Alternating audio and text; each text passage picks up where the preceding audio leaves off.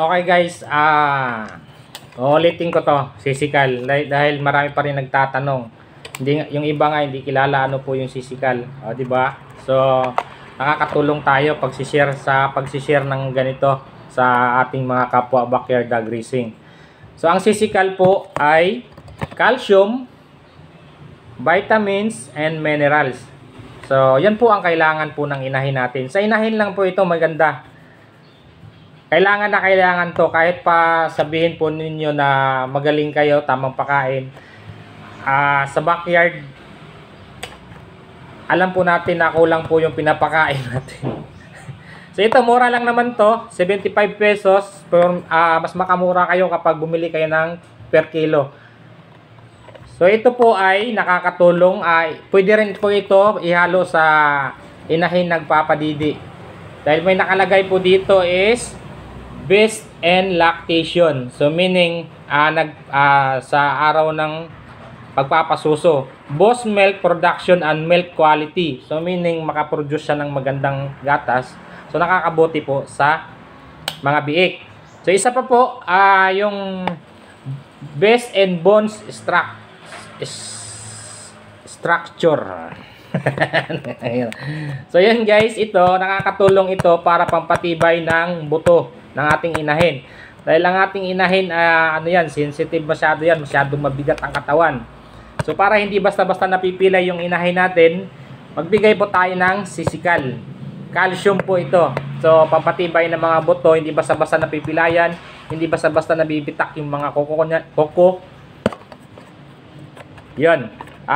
Makakatulong din ito sa best eggshell quality. So promote stronger eggshells and proper egg shop, improve hatchability of eggs. So nakakatulong din ito lalo na sa mga inahin na matagal maglandi. So magbigay po kayo ng sisikal. Nakakatulong po ito para pampalandi tsaka quality yung mga egg cells niya. Ito, nakakatulong to. So ako regular ako nagbibigay nito. So ang paggamit nito guys, halimbawa, dito tayo una sa panganganak. Hindi, sa sa pag-EI. So sa pag-EI, wag muna kayo tapos mag-EI, after 5 days po, saka kayo magbigay nito. Na-EI ngayon, so bilang ka ng 5 araw, saka ka magbigay nito. 1 tablespoon lang po every morning. Basta regular nyo po ibibigay. Tapos, para hindi naman mahirapan si Mama Pig sa panganganak, i-stop nyo to 100 days na buntis. So, pagkatapos po manganak, pwede po kayo magbigay nito. Pagkatapos manganak, pwede na po kayo magbigay nito regular.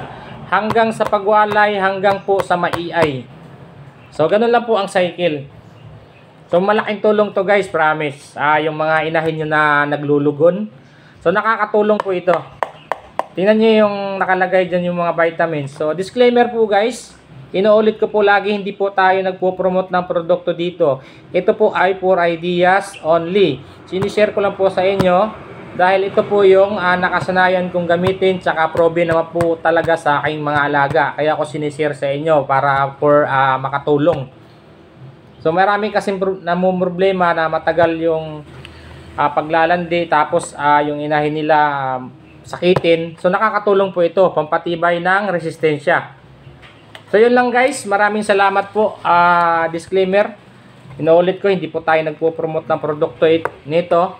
Hindi rin po tayo nagbebenta. Ito po ay sinishare ko lang sa kapwa ko backyard dahil marami po talagang hindi pa alam ito. So sa nagtatanong naman po kung ano yung gamit ko na booster page. So any brand po ng booster page pwede sa mga biik. So ang nakasanayan ko lang po ay ito. Yan. So inuulit ko guys, di po tayo nagpo-promote ng produkto. Ito po ay for ideas. So ito binibigay. Mayroon na akong mga video nito guys. Inuulit ko lang kasi marami po kasing nagtatanong sa comment section. So hindi ko na re-replyan dahil kapag meron na akong video na ginagawa tapos yun pa rin yung tanong ninyo, Hindi ko na nire-replyan dahil andun na po yung sagot sa video. So, pakiusap lang po guys kung gusto niyo po talaga magka-idea, gusto niyo talaga makakuha ng tips and idea sa procedure ko, panoorin niyo po yung video buo para buo po din yung nakukuha yung idea. Hindi naman masasayang yung oras nyo guys sa kapapanood sa mga video ko dahil yan ay mga informative about sa pag-iinahin. So sa mga professional, saludo po sa kanila.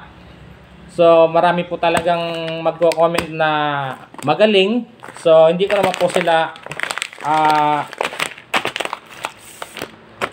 inaano yung posisyon nila, lalo na sa mga technician. Sa mga technician, saludo po ako niyan sa mga veterinary. Dahil yan po sila ay mga graduate po talaga. Pero mga professional. Ako, professional lang po ako sa mga alaga ko. Yan guys, kailangan ko maging professional sa mga alaga ko dahil doon nakasalalay yung puhunan ko. Kaya, nagre-research din ako. Nag-a-attend din po ako ng mga seminar. Humihingi din po ako ng advice sa mga professional dahil may mga kaibigan naman tayong veterinary, technician. Marami po akong kaibigan at marami akong kakilala. Anytime pwede ko po silang tawagin. Minsan hindi na ako maasa sa kanila dahil alam kong busy po sila. Alam ko kung ano yung trabaho nila. So halimbawa sa isang lungsod, may isang feeds, nagbebenta ng feeds, isang technician lang po yan. So sa isang lungsod, sa dami na po ng bumibili sa page nila, tapos lahat po yun hawak po nila. So naiintindihan po natin yung mga technician. Pero ang mga technician, 8 to 5 hours lang yan sila. 8 to 5 yung trabaho. So pag gabi, so wala tayong matatawag na technician. So kailangan mayroon din tayong mga backup na mga gamot, vitamins in case of emergency. So yun lang guys. Maraming salamat po. Pwede nyo po i-share itong mga video ko. Ito naman po ay matagal po nating pinag-aaralan din to sa sarili nating pamamaraan. So sa mga professional, saludo po ako sa inyo. So ito po ay procedure ko lang. So kung magaling kayo, doon kayo sa bahay ninyo. Dito, ako po ang magaling kasi bahay ko po to. Tsaka proven po yan. May mga proof, may mga ebidensya po yan. Yung mga isinishare ko sa inyo, yung mga kung ano yung result.